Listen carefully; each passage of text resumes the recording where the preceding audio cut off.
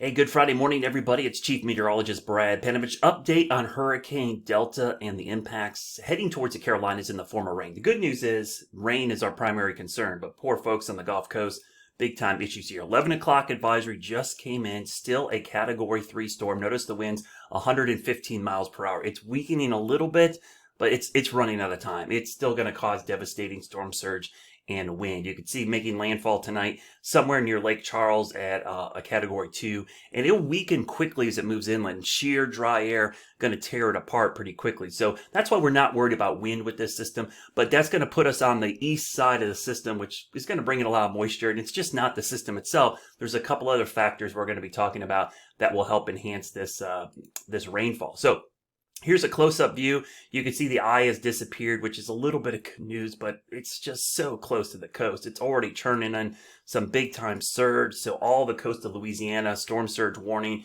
big-time issues. Here's a little wider view. Some of the high clouds we are seeing today over the Carolinas certainly can be attributed to the outflow from this storm as it's down to our south. So let me show you what's going to happen here over the next couple of days, and it's going to really be driving us. So I'm going to show you the current surface map, and you can see over the Carolinas, temperatures kind of coolish today. It's in the 60s. What we've got is a northeast wind coming in, and it's bringing in some cooler, drier air at the surface because high pressure is off the east coast. Well, we've got this tropical system throwing moisture up here, and they're kind of overrunning one another. So the cool, dry air hugs the ground because it's heavy and dense. The warm, moist air is light, buoyant, gets lifted up. And if you look at the dew points, you can see the pocket of dew points in the 50s with 60s here. So it's basically developing kind of a warm front over us. So we're going to see a lot of clouds today, but likely no rain. The rain isn't going to arrive until the moisture gets up here to our west. And I'm going to show you how this is going to unfold here in a minute. But we're already putting ourselves in an excessive rainfall outlook for tomorrow. So you can see the flash flood threat. This is about a 5% chance of seeing flash flooding in the areas in green. And notice it highlights the mountains and foothills.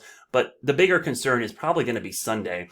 And this is for Sunday. So you can see this area in the medium. So that's about a 10 to 15% chance of seeing flash flooding. And it's right there on those southeast facing slopes. And the reason why is the flow of air over the weekend is going to be like this and coming out of the east. So as soon as it hits the mountains, the mountains, the Blue Ridge Mountains, they average around 5,000 to 6,000 feet at their highest elevation. So they're like a ramp. So what happens is the air hits that ramp, gets lifted up, squeezes out the moisture, and it just rains. And because it's a mountain, that storm or shower will just anchor there, and it'll rain day after day after day. Well, in this case, it's hour after hour after hour that's going to cause some issues. So let me show you how this unfolds, and we'll look at the model data. All right, let's look at the model data, how things unfold. So a couple things to note here first. Here's our hurricane down here, but what you can't see here, and I'm going to highlight here, there's high pressure with clockwise flow pushing in air like this. So remember, this high is going to be pushing in airflow from the Atlantic, which is going to be key to some of the rainfall we see across the area. Now, you see the model depicting some rain, and that's because the model thinks there's moisture in the mid and upper levels, which there is in the form of clouds, but this is not reaching the ground yet. That's actually evaporating before it reaches the ground, causing some cooling. So let's go through time. We'll go through this afternoon, and I don't expect any of this rain to be reaching the ground until later tonight. And I'm going to stop this maybe 8, 9 o'clock. This is when we might start to see some rain develop, especially in the mountains and foothills. And I'll show you anything eastern facing slopes, the mountains, you're going to see the rain get squeezed out first because the air is going to be lifted there. So it's going to cause lifting. So let me go through the overnight hours. We're going to go to tomorrow morning. I'm going to stop this around 7 a.m. Now this looks a lot worse than it is. A lot of this is light rain, drizzle, or mist. This is not going to be overwhelming heavy rain at this point because you see the track. I put the track on here and I also put the future cast. The center is here. This is the plume of moisture you got to watch right here. This is kind of like the fire hose. This is just what we call, the technical name is isentropic lift. So basically we're taking warm, humid air just off the surface and we're lifting it a little bit. And this is how you get those drizzly, misty, cold air, kind of cold air damming days we call it, or the cold air wedge. It's just kind of a misty, miserable day. It seems like it's raining a lot more than it actually is. And then you look at the totals and it's not that heavy. So we'll go through tomorrow morning.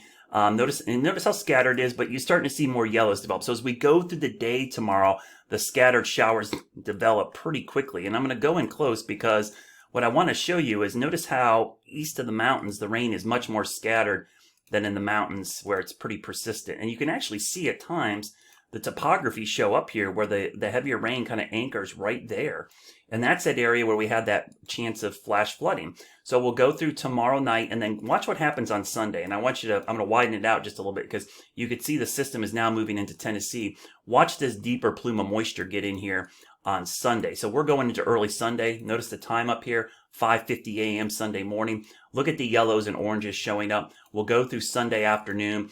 It's scattered, but the showers and maybe even a rumble of thunder, it's much heavier. So we're going to go from a misty, drizzly, light rain day, cool on Saturday, to more of scattered, heavy downpours on Sunday. And if we go through time, you could see all this heavy rain starting to develop. Now, this is going all the way through 8 p.m.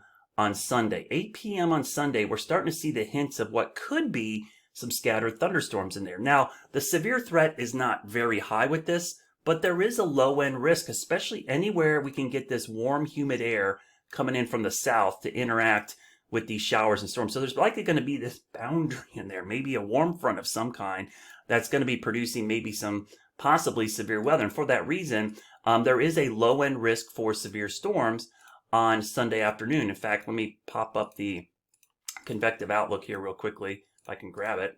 Going through all these, and let me grab it and turn it on real quick. So you can see the area in yellow. That's the low risk for severe storms. So there is going to be a small risk in this area for severe storms, but it's very low end. It's all going to be dependent on where we see the sunshine, if any, or any warming. I should say sunshine. I don't think we're going to see sunshine. I think it's going to be about whether we see any warming going on at all. So real quick look at the winds. Not much wind with this event, so don't look at strong winds. This is basically through Sunday night. The highest gust is like 19 miles an hour, so no big deal. Rainfall, much different story. So I'll start this rainfall forecast going through time. This is through Sunday morning. This is through Monday morning. And I'm going to stop this here. And notice these areas right in here. That's where we have our flood threat. Pretty much taking that medium risk for flash flooding. There could be some spots that get 4 or 5 inches of rain. The further east you go, those totals go down to about 1 to 2. So that's kind of what we're looking at right now. Not looking at a lot of wind.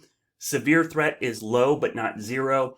Rainfall is our number one concern, and it's really location specific. The flash flood threat is going to be really confined to those areas I just showed you right there. That's the area we're watching. In fact, I would say probably more so even maybe into parts of South Mountains where there's some upslope there. But this is a really good indication of where we're going to have some flash flooding issues on Sunday. Of course, we'll be tracking this throughout the weekend, and if anything changes, I will post about it. We will have our thoughts and prayers for everybody in Louisiana. Please be safe down there. This is a monster storm heading at the exact same location that Hurricane Laura hit back in August. Take care, everybody, and stay tuned for updates.